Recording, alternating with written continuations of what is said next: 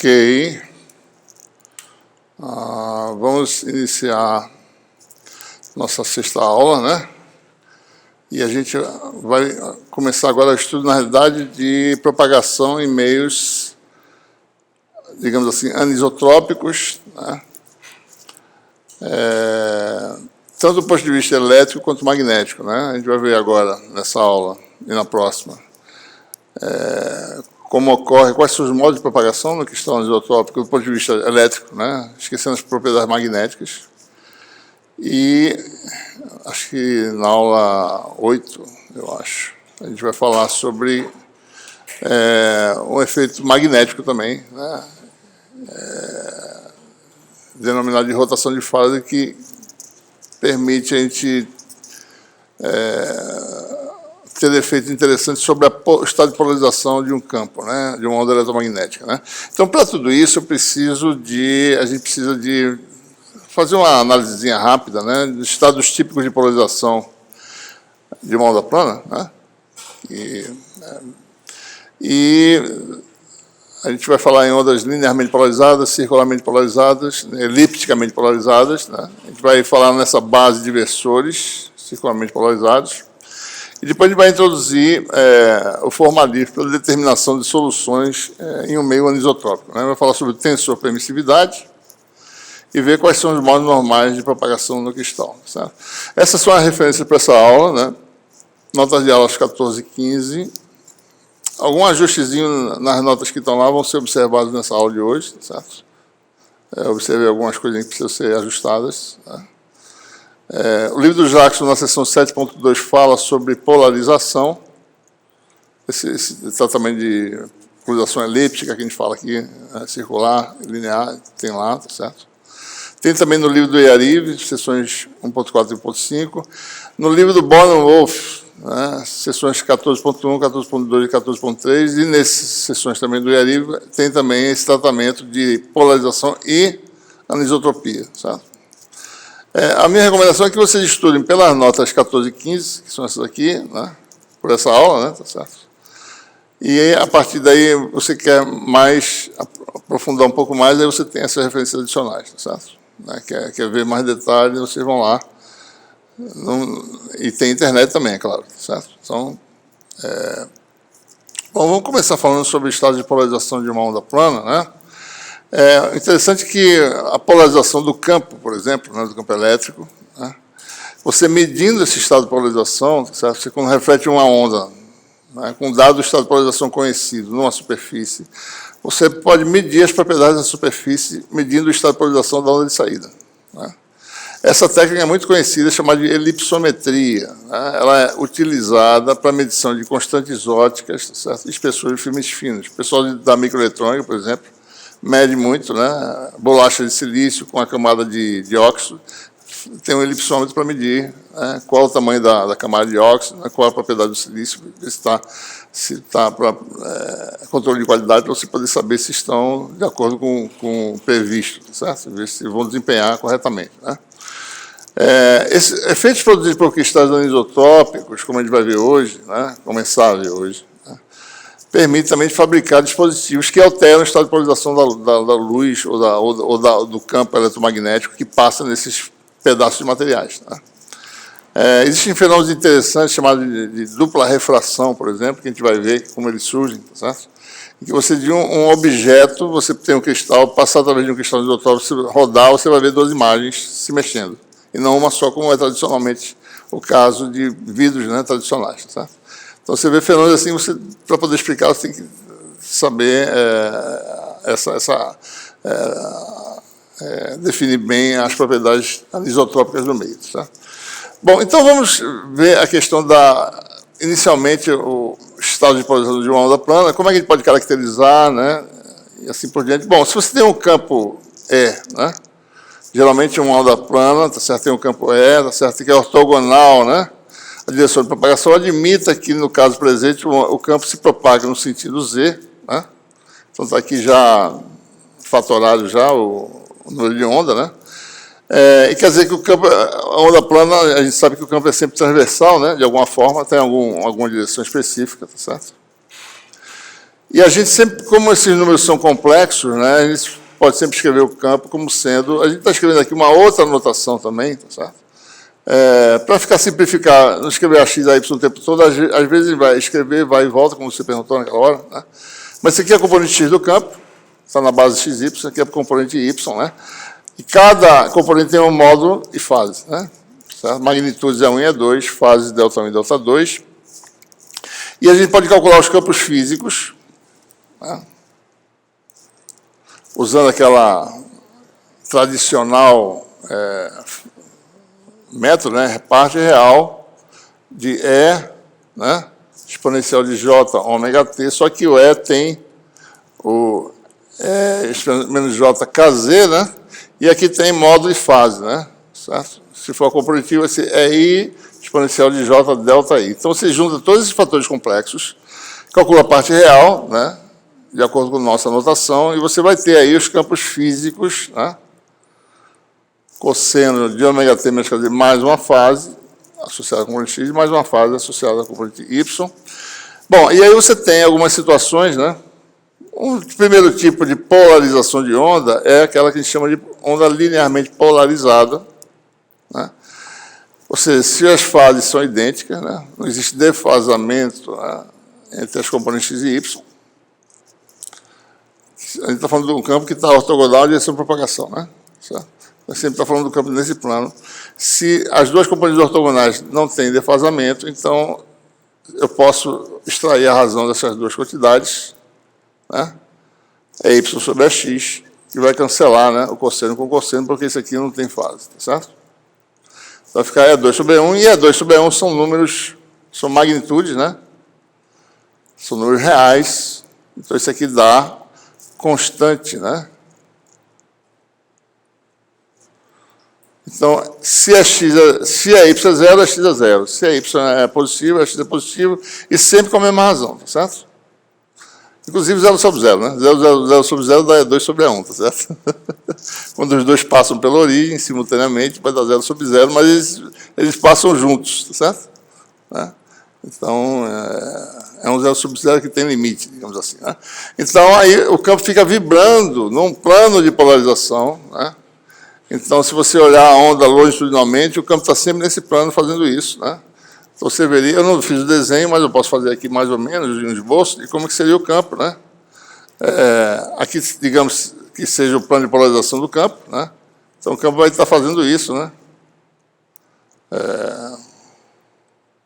Vai diminuir, tá certo? Ao longo de Z, né? Isso quer dizer. Vai ser zero, depois vai reverter, mas está sempre no mesmo plano de polarização, né? Então, ele vai fazer essa senoide longitudinal aí, né, mas sempre no mesmo plano, né? Certo? Bom, você tem aí outro tipo de possibilidade, né? E essas coisas acontecem quando você pega uma onda que já está com tipo de polarização, reflete uma superfície. A gente vai falar em coeficiente de reflexão após essa unidade, né? Mas vocês já sabem que o grau de reflexão, para um tipo de polarização, não é o mesmo para outro, né? Então, e pode ser introduzido fase, né, quando você reflete uma onda na superfície.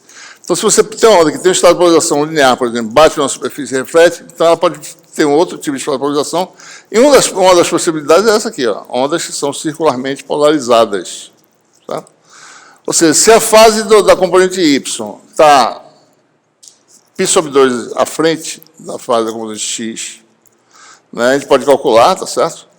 Né, o campo físico, né, parte componente x, componente y dá cosseno, né, dessa quantidade, certo? Chamar de ômega t menos kz, mais delta 1, mais π sobre 2, né? Isso aqui é menos seno, tá certo? Disso aqui, né?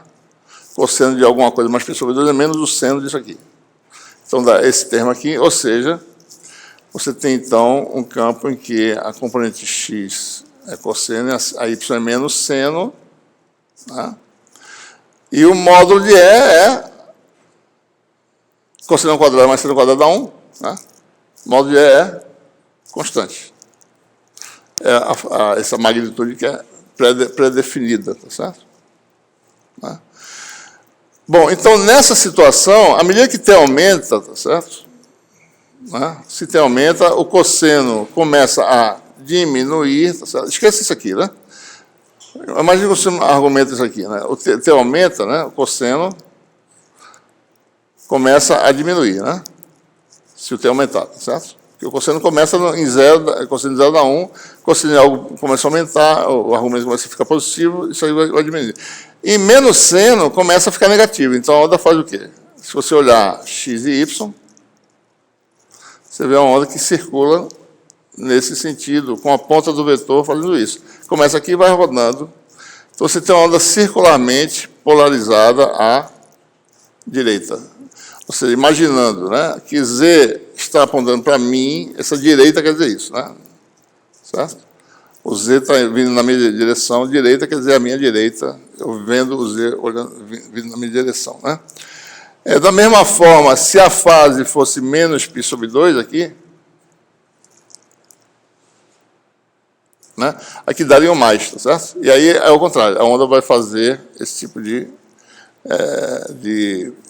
o vetor campo elétrico num plano Z constante vai ficar rodando, certo? Para a esquerda, né? Olhando Z no meu sentido, certo?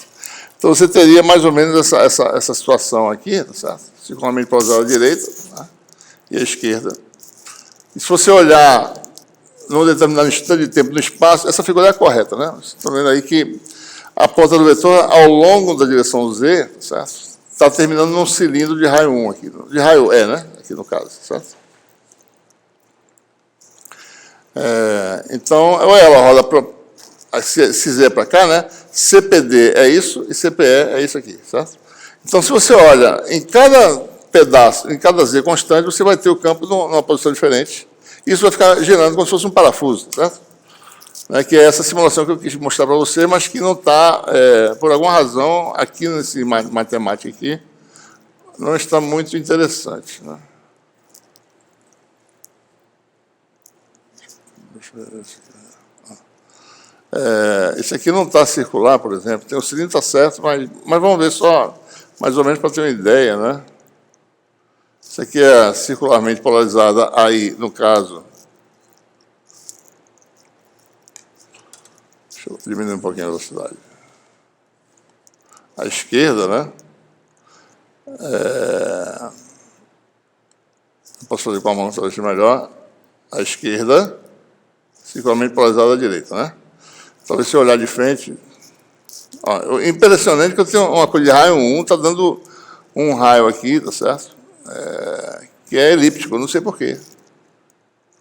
Pode ser que seja o gráfico está com... Não sei o que está fazendo isso. É para ser circular, né? A ponta é constante, tá certo? Muito bem. Então, mais ou menos essa bom, então você tem essas duas situações. Bom, e outro caso é quando as ondas são elipticamente polarizadas, né? Quando as magnitudes nas direções x e y são distintas, né? E se você tem os dois casos, né? A fase de mais ou menos π sobre 2 acima da fase na direção x, então aqui você vai ter essas componentes, né? E1 e E2, certo? E aí você tem que x sobre E1 ao quadrado mais y sobre E2 ao quadrado dá igual a 1, que é a equação de uma elipse, né? Certo? Então, você tem uma onda elipticamente polarizada à direita, né? O eixo, cada semi-eixo é o tamanho máximo do campo elétrico naquela direção, né? O eixo maior e menor, depende de quem é maior aqui, tá certo? E se a fase 2 é acima ou abaixo, você vai ter uma onda elipticamente polarizada à direita e à esquerda, né? Então, o campo vai girar num Z constante dessa forma, mesma definição, tá certo? Dessa forma, e você tem esse aspecto aí. Agora, a ponta está numa elipse, né? O tamanho do campo varia, certo? E aí, acho que essa simulação talvez esteja correta. Deixa eu ver aqui. Vamos ver, né? Espero que sim, certo? Esse aqui eu posso jogar fora. Aí você tem uma elipse, né? Só que isso aqui aí está mais ou menos correto, né? Você tem o campo elétrico descrevendo uma elipse, um cilindro elíptico, né? Aí ele quando calcula, ele para um pouquinho para poder calcular de volta. Mas aí você tem aí como seria o tamanho do vetor campo elétrico, né? Máximo aqui, no exemplo, né? Eita, ele soltou aqui, peraí. E aí a direita e a esquerda. Mesma coisa circular, só que o tamanho do vetor varia, né? Tá? Ok? Bom, nós temos aí, então, uma tabelinha, certo? Mostrando aí alguns estados de polarização, né? Linearmente polarizadas, você pode sempre escrever dessa forma, fase é a mesma para os dois casos. Isso aqui são magnitudes, né? Circularmente polarizada à direita, você tem um J aqui, certo? Porque, veja, né? Isso aqui é somar π sobre 2, tá? Então vai dar menos seno quando você calcular a parte real. Isso aqui é somar, isso aqui é subtrair. Então, a direita é sempre quando é mais aqui, e a esquerda é sempre quando é menos aqui. E a mesma coisa para as elípticamente polarizadas, a única diferença é que os campos têm tamanhos distintos, tá certo? Bom, é conveniente também se trabalhar com uma outra base de versores. Ele está olhando, por exemplo, na base cartesiana, está usando a x e a y, né, os versores da base de vetores cartesianos, né? Estamos usando dois versores, né, para representar os campos, né, ortogonais. Mas é conveniente também, em muitas situações, por exemplo, no caso de rotação de fase, a gente vai ver que é interessante trabalhar com versores que são já naturalmente circularmente polarizados, né? E para definir esses versores de magnitude unitária, certo? Isso aqui é a representação na base, é AX mais JAY, né? Certo? Então, esse aqui é o versor é mais, né? Esse aqui é o versor é menos. Tá? Tem algumas propriedades, por exemplo, né? Produto escalar de E mais com ele mesmo dá quanto? 0. Porque dá 1 menos 1, né? 1 vezes 1 dá 1. J vezes J dá menos 1, então dá 0. Mesma coisa é menos que é menos, né? Então, como eu falei lá no começo do curso, né? Tem que tomar cuidado com vetores complexos, né? Produto escalar de um vetor com outro pode dar 0, né? Então, que são vetores complexos. Não tem a ver com direção e sentido, tem a ver com uma propriedade mais geral de ortogonalidade que não é geométrica, tá certo? Versores complexos não podem ser representados geometricamente, né? Como é que eu vou representar no espaço dimensional, né? É só uma propriedade matemática isso aqui, certo? E aí você tem E mais com E menos e vice-versa, dá 1, né?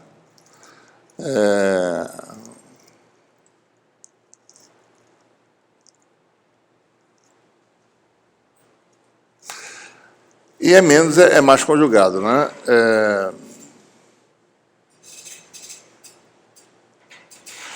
Eu posso calcular também o produto vetorial, tá? Deixa para vocês pensarem nisso, certo? O que acontece com o cálculo vetorial desses dois, tá? Tá bom? Muito bem. Bom, se você usa essa base de versores, né, você pode representar ondas CPD de uma forma mais simples, né? Uma componente só, na base circular, né? A onda CPD simplesmente E vezes E mais, certo? E a CPE vai ser E vezes E menos. Porque se é mais J, né? Que é o CPD, né? De acordo com a tabela, certo? Aqui está um pedaço do versor, né? Isso aqui é raiz de 2, né? É mais, né? Certo? E assim por diante, né? Então, assim posso escrever, como o módulo de E mais é 1, tá certo?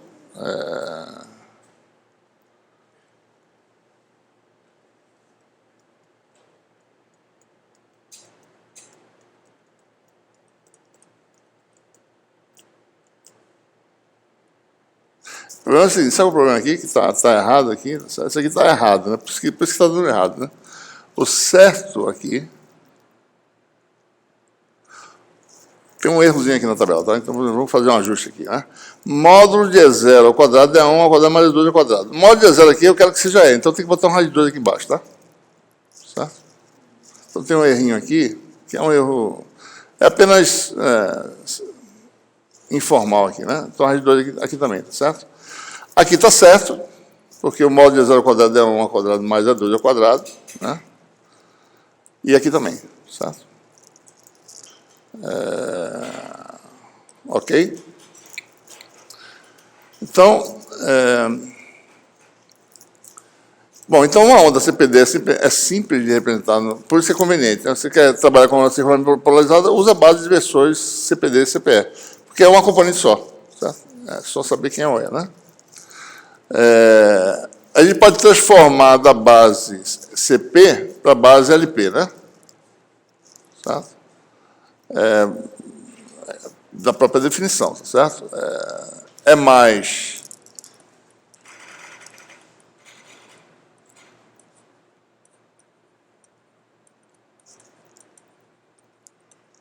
e é menos, né? São dados, tá certo?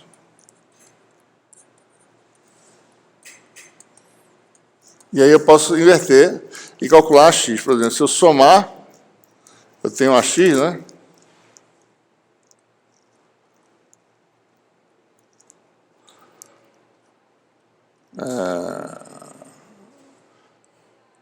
Aliás, se eu somar, eu vou ter 2 mais e menos. Deixa eu seguir, tira esse raiz de 2 daqui, certo? Se eu somar os dois, vai ter 2 sobre a raiz de 2 é igual a mais é menos. Isso aqui é raiz de, isso aqui como tudo é raiz de 2 e o raiz de 2 passa para lá, então a x é 1 sobre a raiz de 2, a soma, né? Você quer produzir uma onda linearmente polarizada na direção x, some duas circularmente polarizadas da direita à esquerda. Se você somar as duas, vai dar sempre uma polarizada linearmente na direção x, certo? E vice-versa, se você subtrair, você vai ter uma LPY, né? Então você vai ter essas relações de passagem de base de um sistema para outro, você tem essas representações. Matricialmente, né, a gente pode representar também, né, nas notas de aula, os vetores são assim, tá certo? Verticais. Para economizar papel, estou botando deixa deitado para fazer a transposta, tá certo? Isso aqui é só para economizar a coluna aqui, né? Então, a x é 1 vezes, na posição 1 na base cartesiana e 0, né? E a y01. Na base cartesiana, né, é mais isso aqui, tá certo? E é menos isso aqui, né? Então, às vezes é conveniente utilizar isso aí.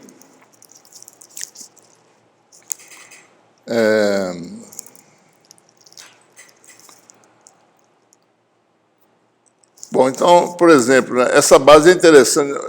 A gente conhece a base linear, ou seja, onda linearmente polarizada e circularmente e elipticamente, né? Se o estado for qualquer, é mais conveniente usar a base CP, certo?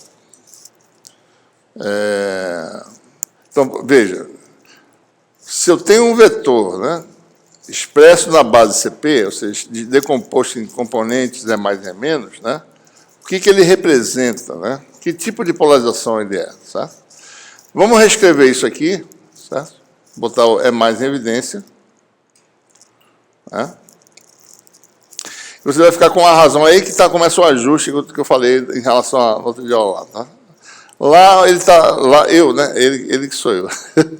Eu permiti um sinal, mas não é para permitir o sinal está aqui dentro, certo? Então isso aqui, na realidade, lá está sendo definido como uma razão de números complexos, mas não, vamos definir melhor. R é a razão entre é a magnitude da razão, certo? Então, é menos sobre a mais, por definição, diferente do que está lá, é R exponencial de J delta, né? Então, R é a magnitude da razão e delta é a fase, tá certo? O que é exatamente delta, né? Delta é a fase da onda CPE menos a fase da onda CPD, certo? Por exemplo, delta igual a π sobre 2, né? A CPE tem π sobre 2 a mais de fase do que a CPE. Tá? Então, delta é isso aí, né? Bom, o que representa isto, né? Vamos dar uma olhada em algumas situações, certo? Então, essa é a forma do campo, né? Vamos olhar para alguns valores de delta inicialmente para a gente poder ganhar insight, né? Ganhar familiaridade com essa representação. Se delta for zero, né? Então, isso aqui vai virar mais R é menos, certo? E se eu decompor em cartesianas, né? AX vai ser 1 mais R, que esses dois têm a mesma coisa, e a Y vai ser 1 menos R, né? E vai ter um J, certo? Ou seja,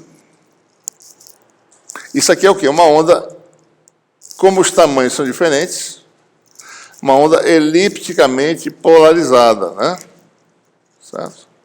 Como o nosso R é positivo, na aula 14 lá ele é qualquer, mas aqui ele é sempre positivo, tá certo? R é sempre positivo, né? Então, tem algumas implicações, tá certo? Se o R for menor que 1, esse sinal é positivo, se for maior que 1 é negativo, isso muda o sentido de rotação, certo? Bom, então, por exemplo, se R for 0, tá certo? Ela é só polarizada à direita, né? Direita, certo? É mais à direita. Se R for muito grande, isso aqui domina, ela é polarizada à esquerda, certo? Ok? E é circularmente polarizado, porque, bom, se o R for 0, as magnitudes são iguais. Se R for muito grande, infinito, certo? Isso aqui é um número grande, de mesmo tamanho desse, só que isso aqui é negativo, então vira circularmente polarizada à esquerda. Que é menos aqui. Que é 1J à direita. 1 menos J é 1 menos J é esquerda, certo? Quando você soma π sobre 2, mais J, é porque ela faz isso. Quando você subtrai π sobre 2, é porque ela faz o contrário. Tá? Bom, se R for... bom, independente de R, esse número... Então, essa aqui é a ambiguidade que tem na nota de aula lá. R lá tem sinal, tá certo? Daí isso dá confusão. R não tem sinal, R é magnitude. Então, este número é sempre maior que esse, independentemente do que aconteça, tá certo? Então, o eixo maior da elipse está paralelo a X, certo? Então, para delta igual a 0, acontece isso. E aí, o caso do sinal que muda lá na aula 14 é levado em conta fazendo delta igual a π. Delta igual a π é como se eu mudasse sinal de R, na realidade. Mas como R não muda de sinal, quem muda é a fase. Se delta igual a π, então você vai ficar mais menos R menos, então a onda fica dessa forma. Agora, tá certo? O eixo maior está onde? Está aqui, ó. Mais R, tá certo? O eixo menor está aqui. Novamente, né? Se R for entre 0 e 1, CPD. Aliás, EPD, né? Se R for maior que 1, essas coisas têm sinais opostos, é CPE. É PE. Ele também pode usar a esquerda, tá? Então, aqui tem alguns casos, né? Tá? CPD e CPE para R igual a 0 é R infinito, que eu falei, tá certo? Linearmente polarizado R igual a 1. Tá? Lembre-se, para delta igual a 0, tá? Delta igual a 0. Observe, né? Delta igual a 0, se R igual a 1, é mais com E menos, né? Vai dar uma linearmente polarizada, né? Certo? Então, e delta igual a π, só para vocês observarem, delta igual a π vai dar mais menos é menos, dá, se for mais é menos, dá linearmente polarizado na direção X. Se for mais menos é menos, dá polarizado na direção Y, né? Então, você tem aqui sempre esses casos, certo? Que eu acabei de comentar, né? E aqui tem a observação onde o eixo maior vai estar. Então, façam as continhas. Certo? Posso pedir na prova essas coisas, tá? Por isso que eu estou falando. Quando eu faço a lista, faça as passagens, é porque você tem que estar sabendo fazer essas deduções, né? E essas coisas, certo? Bom, e o que acontece se delta é qualquer, certo?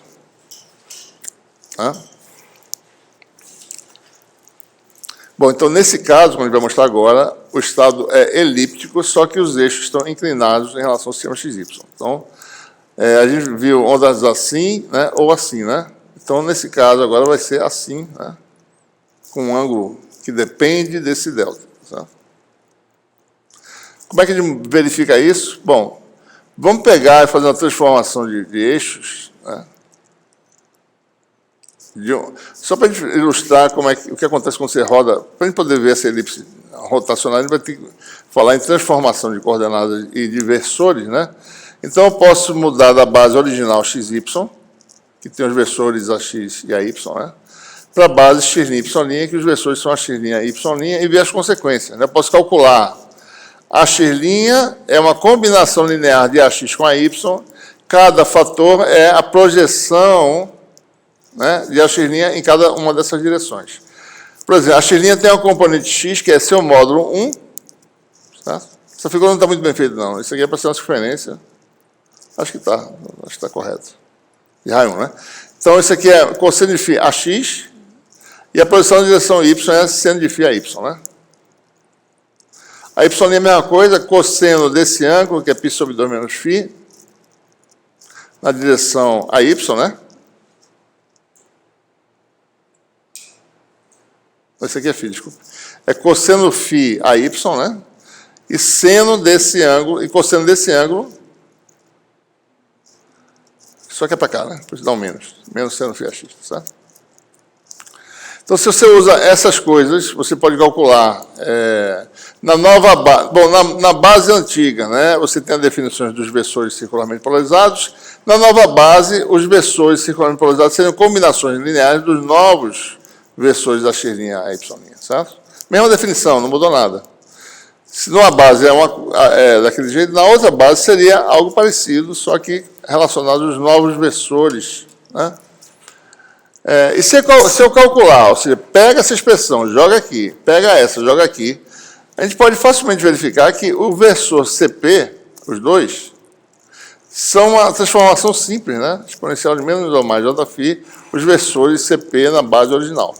Certo? Então, para que tudo isso, né? Bom, porque se a gente agora representa, certo?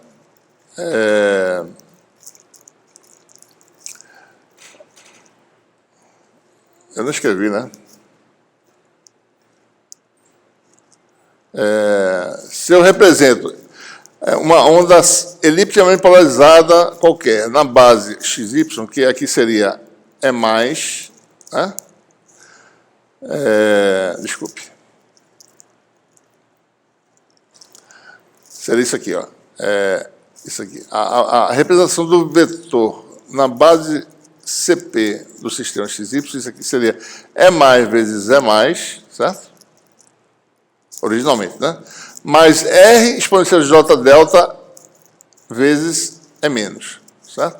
Só que E+ vale isso aqui. E E- vale exponencial de menos Jφ é menos linha, certo? Basta ver daqui.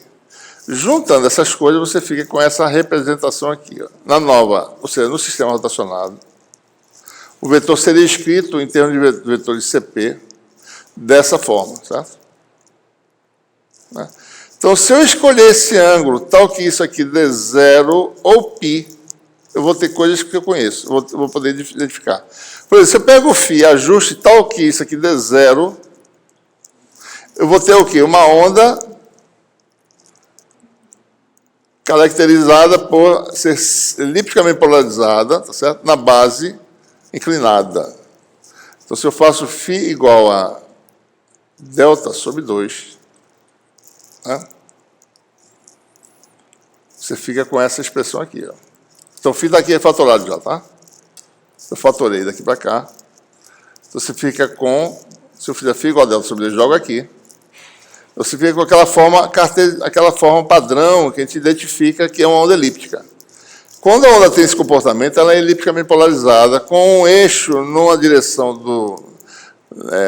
o eixo maior na direção X do sistema, X' no caso, e o outro eixo menor ou maior na direção Y', tá certo? Então, quer dizer o quê? Quer dizer que esta é uma onda linearmente polarizada. Dependendo, né? Quando eu faço isso aqui 0, certo? o eixo maior vai estar inclinado assim, certo? Se ela roda para um lado ou para o outro, depende do tamanho de R. R entre 0 e 1, roda para o lado direito. R de 1 em diante, roda para o lado esquerdo, certo? E o eixo maior fica ao longo desse ângulo inclinado de φ. Então, isso é uma onda elipticamente polarizada, com um eixo maior inclinado de φ radianos, certo? Que é delta sobre 2, onde delta é o estado de polarização, certo? Em relação ao eixo x do sistema. Se delta fosse π, eu ia obter uma onda assim, ó, certo? Desse jeito. O eixo maior fica agora ao longo do eixo y', no caso, certo? Okay? Ou seja, em resumo, né, a gente sabe agora representar qualquer estado de polarização e vai poder identificar pelo valor de delta, né, aliás, φ igual a π sobre 2, né? Delta igual a π, né? Φ igual a π sobre 2 vai fazer isso. Outros valores, a elipse vai ficar em algum ângulo, tá certo? Né? Que depende da fase, diferença de fase das direções Y e Z. Né? Aliás, desculpe, diferença de fase da componente linearmente polarizada à esquerda em relação a circularmente polarizada à esquerda relativamente a circularmente polarizada à direita. Ou seja, essa fase é diferença de fase em relação à onda CP, certo? Esquerda e direita. E esse número dá o ângulo para onde a elipse está inclinada, certo? A metade desse valor dá o ângulo, certo? Né? Quando for π, ele está assim, né? Então, você faz isso, vai rodando, a elipse vai rodando até ficar assim e vai, né? Várias possibilidades, certo? Okay? Muito bem. Então, isso são coisas que esse formalismo vai ser utilizado, né, eventualmente. Vamos falar agora sobre materiais anisotrópicos, né? Tem um erro aqui, né? Certo? Então, veja, um meio anisotrópico é aquele em que, vou falar mais uma vez, manter, né, a nossa a propriedade do meio, tá certo? Estamos falando de meio isolante, não é condutor, não tem perdas, tá certo? É claro que na prática essas coisas não coexistem, mas a gente analisa cada fenômeno separadamente. Né? Então, considerando meio anisotrópico, quer dizer que as propriedades, vamos falar do ponto de vista elétrico, né? Ou seja, você, em geral, D igual a εE, né? Em que ε é um número escalar, tá certo? Geralmente é isso, né? Quer dizer, se eu aplico E na direção X, o D na direção X é um múltiplo epsilon desse campo. Se for na direção Y, é o mesmo múltiplo. Então, as propriedades de resposta do meio não dependem da direção do campo aplicado. Né? Isso quer dizer isotropia. No caso de meios anisotrópicos, do ponto de vista dielétrico, falando assim, né? A relação em DE não é mais um escalar, mais um tensor, certo? Então, por isso que é mais conveniente a gente trabalhar com matrizes, quando a gente fala lida com tensor permissividade, né? Tensor porque tem propriedades matemáticas de tensores, né? Tem algumas propriedades que só tensores têm, né? Então, por isso que ele é um tensor, ele tem propriedades físicas que... Ele não vai entrar nessa discussão, mas tem a ver com isso. Por exemplo, quartzo em forma cristalina, ele é anisotrópico, certo? Numa direção, a inserção ligeiramente diferente da outra. Isso já causa um efeito interessantíssimo, já, né? Dependendo do tamanho do material. Certo? Calcita é outro material também que tem propriedades desse tipo, certo? Bom, então, nesse caso, a gente vai ver qual a solução de uma onda se propagando no meio com essas características, certo? Bom, então vamos representar os campos na forma matricial, né? A gente vai ficar fluindo, quando puder usar vetores de uso, quando for mais conveniente usar forma matricial, a gente usa. O E tem 3 componentes, sistema X, Y, Z, tá certo? E a matriz epsilon, né, relativa, observe a notação, tá? O D é epsilon absoluto, é o do vácuo, vezes o epsilon relativo, né? O epsilon relativo tem 9 componentes em princípio, Certo? E pode-se mostrar facilmente, né? Tem aí no capítulo 6, eu acho, ou no 7, essa demonstração, né? Isso aqui é decorrência do fato de da energia ser real, tá certo? Né? Hã? Como é? Acho que é o 7 que tem alguma coisa nesse sentido, meio sem perdas, tá certo? Linear, né? A transposta é igual à matriz original, certo? Então, você só precisa de 6 elementos, né? Para caracterizar o tensor permissividade, certo? Então, você tem mais ou menos a forma geral dele, né? Elementos diagonais, num sistema de coordenadas arbitrário, você tem os elementos fora da diagonal iguais, certo? Você precisa de 6 elementos para caracterizar, né, um material desse tipo. Bom, é possível você sempre diagonalizar essa matriz, certo? É outra coisa de sistemas físicos desse tipo, tem essa propriedade. Então, é possível pegar o sistema de coordenadas que eu uso e orientar ao longo de direções de corte do cristal, específicas, que são as direções principais. E quando eu faço isso, a representação matricial do epsilon fica mais simples, né? E aí tem uma prova mais elaborada disso no livro do Born and Wolf, certo? Como é que mostra essas coisas, né? Que você pode chegar a achar essas direções principais, né? Você pode achar isso aí. Tem a ver com esses valores aqui, depende desses parâmetros. Mas quando você orienta o sistema coordenado nas direções principais, você fica de uma forma simples, né? Em que a permissividade só tem elementos diagonais, elementos fora da diagonal são nulos, tá certo? Né? Bom, então vamos ver agora, assumindo que eu orientei meu sistema coordenado nas direções principais do cristal, como é que se dá propagação nesse cristal, né? Vamos admitir, em princípio, né, que a gente vai fazer a propagação numa direção principal, que é numa dessas 3. Digamos que 1 é x, 2 é y, 3 é z. Digamos que a gente queira propagar na direção z, certo? Quais são as soluções obtidas, né? Na aula seguinte, a gente vai botar numa direção arbitrária e ver quais são as consequências, certo? Bom, então, sem perda, você tem as equações de Maxwell. Meio é não magnético, a permeabilidade é μ0, né? Então, divergência é 0 de D, rotacional de H igual a J, que é 0, mais J ômega D, divergente de B, que é μ0H dá 0. Vamos assumir D como sendo onda plana, né?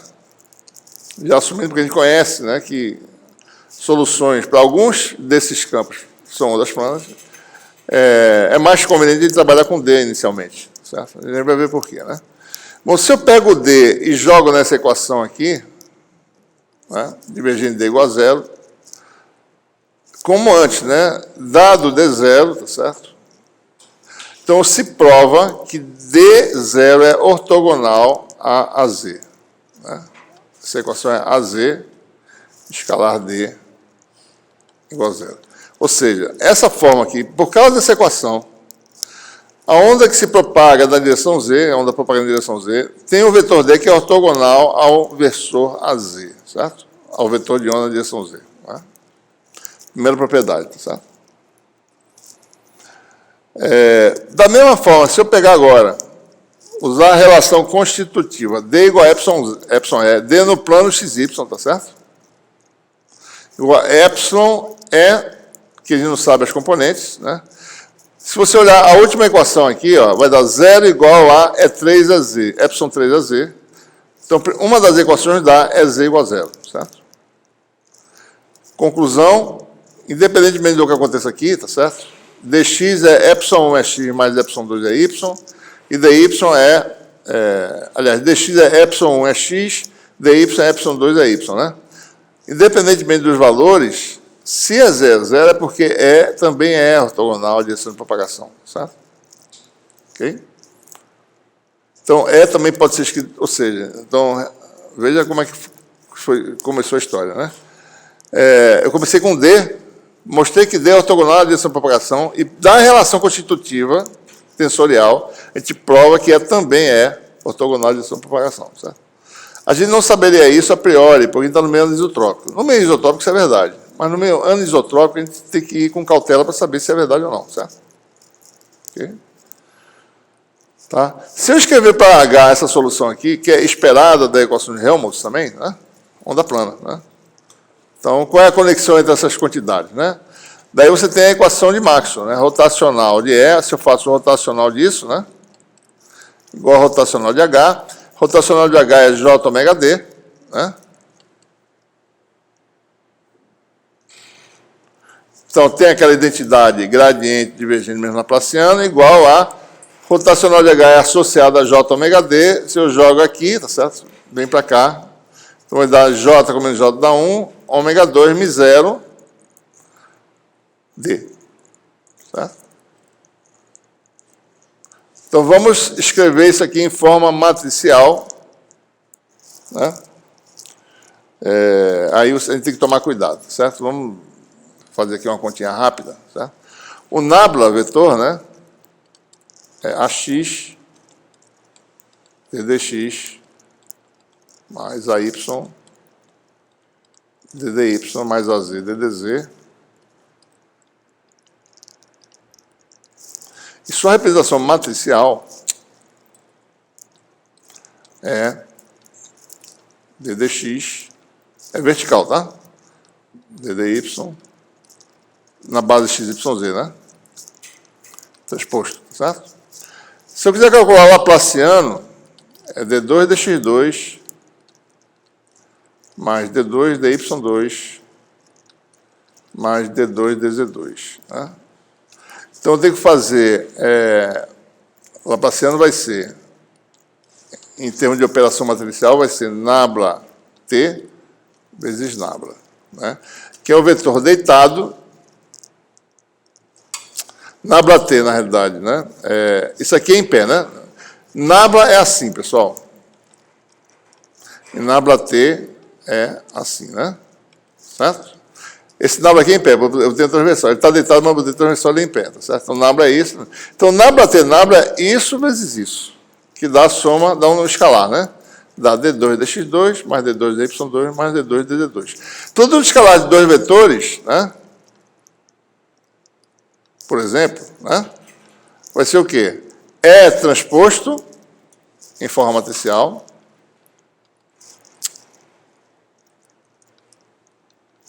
vezes D vertical, certo? É o primeiro transposto deitado e o outro em pé. Você fazer por escalar, certo? Então, a gente vai usar essas propriedades aí, né?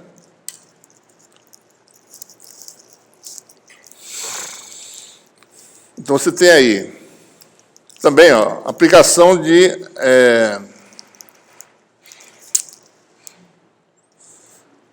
isso aqui, tá certo? Veio, né?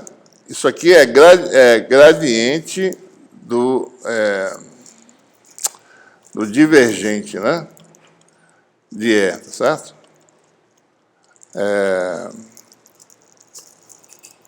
Deixa eu ver se está certo isso aqui, só um minutinho, pessoal.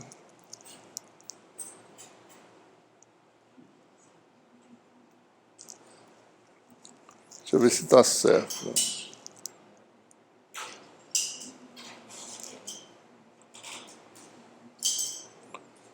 Isso aqui está confuso, tá? Isso aqui não vamos fazer assim, não. Deixa isso aqui na forma vetorial, porque não é muito... Eu não sei se é verdade isso aqui, não, tá? Porque isso aqui é um vetor, tá certo? Deitado. Não, aqui está certo. Não está certo. Esse aqui está corretíssimo, tá certo? Eu pensei que tivesse errado, não está certo. Ó, divergente de E, né? É nabla deitado aplicado a E em pé, certo? Então, é ddx, dy, dz, aplicado a EX, EY, EZ. Né? Certo? dx mais dy mais dz, dz, que dá exatamente isso, certo? Tá bom? Mas não é necessário isso aqui não, tá certo? Eu posso deixar assim ou assim, gradiente do divergente de E. Tanto faz, tá certo?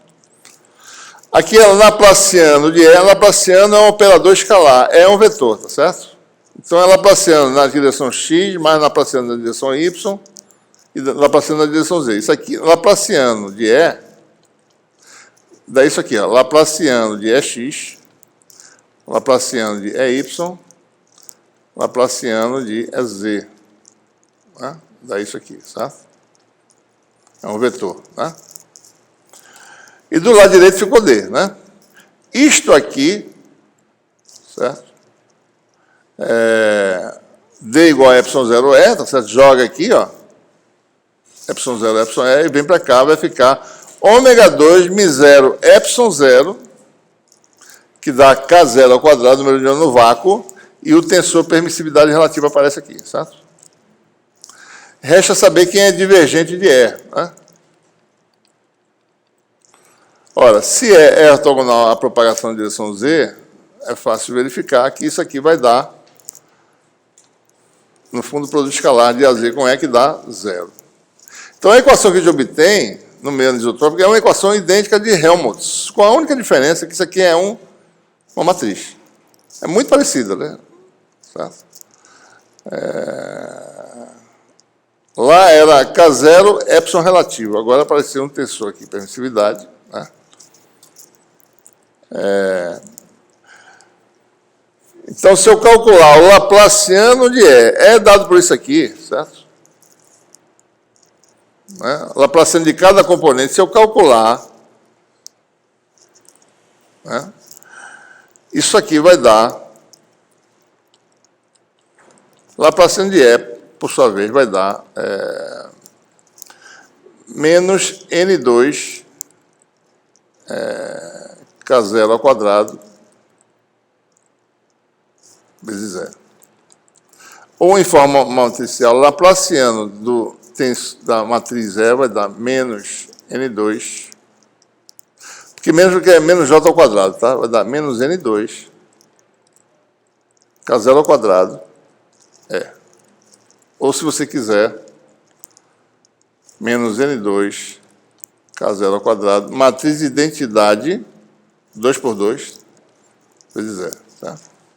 Então, se eu juntar isto aqui, boto aqui, né? Então, eu posso botar em evidência, porque eu botei a matriz de identidade, desculpe, é 3 por 3, não é 2 por 2, 3 por 3, certo?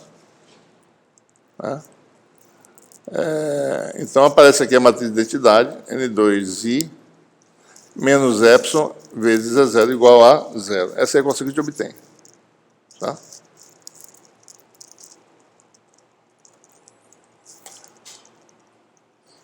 Né? Então, em forma matricial, então, isso aqui vai ser N2I é N2, N2, N2, né? Menos epsilon R vai dar N2 menos epsilon 1, tudo, o resto é 0, tá? Menos epsilon 2, menos epsilon 3. Vezes EX é Y, mas só que a componente Z é 0, certo? Então, na prática, são duas equações. Uma em EX, isso aqui é igual a 0, 0, 0, né? Certo? Quando dizer 0, já satisfaz. Fica N2 menos E1 é X, N2 menos epsilon 2 é Y. São duas equações. Né? A equação matricial é essa aqui. Então, para você ter solução não trivial, ou seja, isso aqui dá sempre 0, a menos que o determinante do sistema seja 0. Essa é a técnica usada para saber a solução de qualquer sistema. Né? Qual é o modo normal de propagação numa determinada estrutura, tá certo? De multicamadas, plasma de superfície, tudo isso, tá certo? Você acha o determinante do sistema e calcula as amplitudes, tá certo? Bota na forma a equação matriz do sistema vezes a matriz de amplitude igual a 0, e você tem que garantir que a matriz de amplitude não é trivial. Se você fazer trivial, não tem solução, certo? E quando você faz isso, você determina as propriedades daquela onda, naquela região. É isso que ele está fazendo aqui. Quando eu faço isso, eu vou descobrir sobre que condições a onda propaga. Porque, caso contrário, não tem solução. A solução é 0, 0, certo? Então, isso que chama modo normal de propagação no sistema. É quando você coloca sempre dessa forma. Aqui está a amplitude da onda, tá certo? E você quer garantir que ela seja não nula. Então, você vai forçar que o determinante dê 0. Então, porque observe, o que ele está procurando aqui, certo? A gente não sabe quem é N até agora. Né? A gente está falando do N o tempo todo. Mas quem é uma inservação? Se o material tem várias permissividades, na direção 1 é uma, na direção 2 é outra, na direção 3 é outra. O que é o índice de refração? É incógnita, certo? A gente está tentando descobrir, né? Então, o índice de refração é aquele que satisfaz a equação que dá a solução não trivial, né? Como a gente fala em índice de refração positivo, né? Então você tem duas soluções. Solução 1, n é raiz de epsilon na direção 1, que é x, epsilon relativo, né? E a solução 2, n igual a raiz de epsilon 2. Tá? Bom, essas são duas soluções. Quais são as soluções para os campos, para cada uma dessas soluções? Tá? Essas são as equações que a gente obtém, certo? Agora, sabendo que o determinante é igual a zero. Uma solução é essa. Então, para a solução 1, está aqui embaixo, certo? N igual a N1. Se eu jogar N igual a raiz de epsilon 1, vai dar o que aqui? Isso aqui dá 0. Não me dá nenhuma informação aqui, certo? Isso aqui dá não nulo. Então, a conclusão é y igual a 0. Então, a solução em que n vale raiz de epsilon 1 é aquela em que y é 0 e x é não nulo. Solução não trivial. Então, um modo normal é um modo linearmente polarizado na direção x e a ele tem associado o índice de refração n1. Certo? Então, se eu for agora... Bom, segunda solução para o índice de refração n2 me fornece agora o oposto, né? Quando é n2, vai dar epsilon 2 menos epsilon é não nulo e epsilon 2 menos epsilon 2 é zero. Essa equação desaparece da história. Então, fica com... Se isso é não nulo vezes x dá zero, porque x tem que ser zero. Então, a segunda solução é aquela que tem x igual a zero. Ou seja, para n igual a n2, que é a raiz de epsilon 2, a solução é uma onda linearmente polarizada na direção y. Certo? Então, os modos normais de propagação ao longo de uma direção principal, que é o que a gente está fazendo agora, são ondas LP, x ou y, dependendo da solução, né? Quer dizer o seguinte, sabe o que é modo normal? Se eu injeto essa posição LPX, ela sai LPX lá de lá. Tá? Ela, ou seja, o sistema é só um fator de escala na própria entrada, reproduz a entrada. Certo? A saída é uma réplica da entrada. Isso quer dizer um modo normal. Certo? Então, a onda de saída é, se entrou LPX, sai LPX. Se entrou LPY, sai LPY. Com um índice de refração associado a N2. O outro, índice de refração associado a N1. Né? Então, aí estão as soluções, certo? LPX e LPY são as duas soluções. E aí você calcula todas as quantidades, campo elétrico e campo magnético. Né?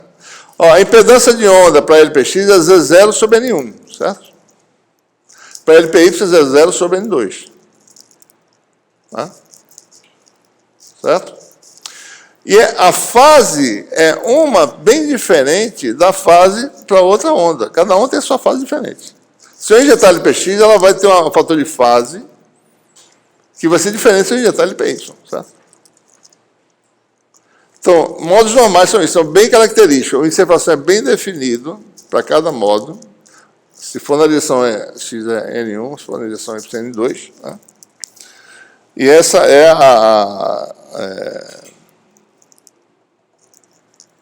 as consequências, né? Você tem um meio anisotrópico, né? Ou seja, então o índice de refração efetivo no cristal depende da polarização. Eu estou falando só da direção 1 e 2, né? Eu posso botar na direção inclinada. E como é que vai ser? Né? Então depende do estado de polarização. O índice de refração depende da polarização da onda. Isso é interessante, porque é por isso que assim que você consegue fazer os dispositivos que eu disse. Né? Depende de como você injetar a onda no material, ela vai sair de um estado que depende das propriedades do material. Certo? Então, existem dois valores possíveis de índice de refração, por isso que a gente chama de birrefringente. Né? Fenômenos que a gente pode observar, como eu falei, você pode ter fenômeno de dupla refração, a gente vai ver isso na próxima aula, certo? Mais ou menos como é que é. Você tem duas imagens saindo de um objeto, vindo de um objeto só. De repente, gera duas imagens. Né? E você pode rodar essas imagens rodando... Bom, como é que é essa alteração no estado de polarização? Se você não injetar o modo normal, você só faz uma réplica do modo de entrada se você injetar na direção principal 1 ou na 2, na X ou na Y. Certo? Se eu não injetar numa dessas duas, vai sair diferente do estado original. Como a gente faz isso? Vamos fazer um exemplo. Suponha que você injete, tá certo, na entrada do meio, um campo que não está nem na direção principal 1, nem na 2. Ele tem uma componente na direção x, que é a direção 1, cosseno de φ, vezes a 0, e na direção y é seno de φ. O campo elétrico está inclinado, tá certo? Então, o que a gente faz? Para propagar isso no material, você decompõe em componentes ortogonais ao longo das direções normais, e cada uma tem sua propriedade de propagação bem definida, certo? Aqui propaga com a constante de fase K0N1, e aqui com a constante de fase K0N2. Então, se você propagar isso no material, né, depois de um certo tempo, certo? Depois de um certo comprimento, né, então a fase do modo 1 vai alterar, né, de K0N1L, e no modo 2 na fase diferente. Tá? Né? A gente vai ver depois o que acontece exatamente. Tá? A gente não vai analisar como é que é o modo da saída, depois a gente vê. É claro que se as fases são diferentes, que onda vai ser essa? Na saída, né? Ora, as magnitudes são as mesmas, né?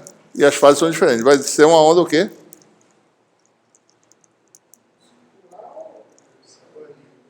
Mas as magnitudes são iguais. Circular. Então, entra linear, sai circular. Só sai linear se você injetar linear na direção principal. Se injetar fora, vai sair circular. Tá?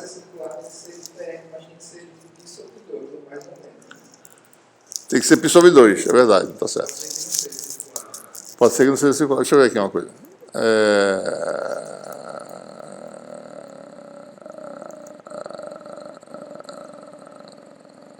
Não vai ser circular.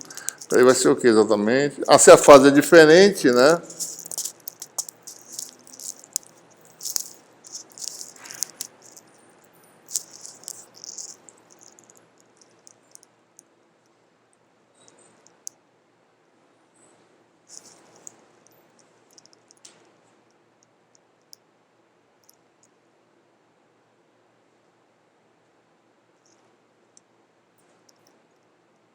A gente só está rodando o plano de polarização, né? Não é isso?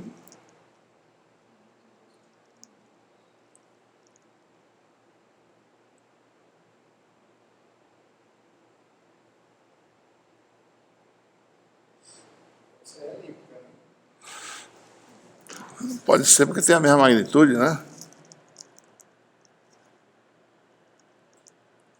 Não tem, desculpe, eu estou enganado. Peraí. Cosseno de φ.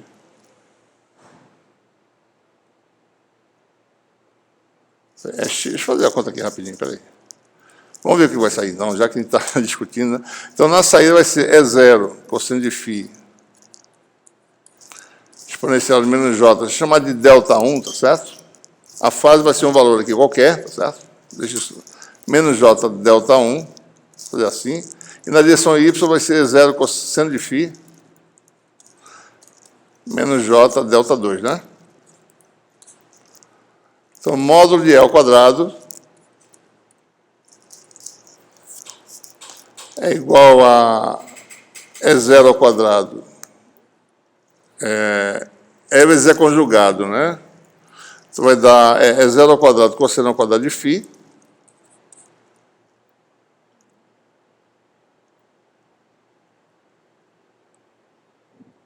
mais E0 ao quadrado, seno ao quadrado de φ, tá certo.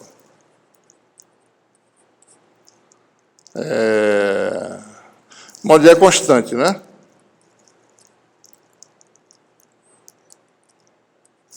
E o campo físico vai ser cosseno de ômega t menos delta 1. Ah, não, desculpa, isso aqui está errado. Totalmente errado. Totalmente errado. Não é assim não, né? Tem que calcular o primeiro campo físico, tá certo? Campo físico é x da parte real. Isso aqui vai ser 0 cosseno φ. Cosseno de... Ah, não. É elipticamente polarizada, claro. Elipticamente polarizada. Cosseno de ômega t menos delta 1 E EY vai dar E0 seno de φ, seno de, aliás, cosseno, né? Cosseno de ômega t menos delta 2. Aí é uma eliticamente polarizada com o eixo inclinado, tá certo? Porque esses tamanhos são diferentes. Tá certo. Eu acabei tocando as bolas, mas é exatamente isso, tá? Porque os tamanhos são diferentes aqui, né? Não é isso aqui, não. Isso aqui é outra coisa, tá? É aqui no campo físico, e esse aqui é a diferença de fase que vai determinar a inclinação dessa onda. Ou seja, a onda sai eliticamente polarizada de fato, né? Certo? Bom, e quem é o ângulo entre D e E? Bom, o ângulo entre os campos D e E pode ser calculado do produto escalar, né? O produto escalar dos versores complexos, que é calculado dessa forma, certo? Pode ser escrito, né, D escalar E conjugado é módulo de D, módulo de E, cosseno de gama, tá certo? Isso aí teria que mostrar isso usando o campo físico para saber exatamente o campo físico D e o E estão formando que ângulo, né? Pode calcular isso aí, tá certo? Façam as contas para ver se dá certo, né? Ora, como D é epsilon e epsilon é um tensor, né? Então você tem que calcular isso aqui, vai ser D é epsilon 0, né? Epsilon 1, vou fazer só no plano, tá certo? 0, epsilon 2.